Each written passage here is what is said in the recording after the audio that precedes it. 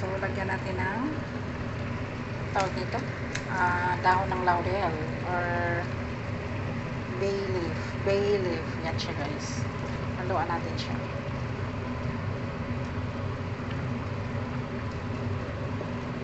Tapos, tikman muna kung anong lasa ng ating sayote.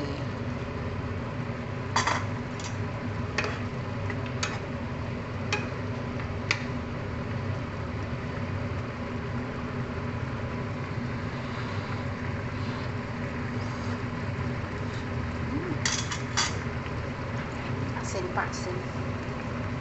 Ayan o. Tapos, more. Yan. Magic sarap. Naluan natin yung magic sarap para masarap.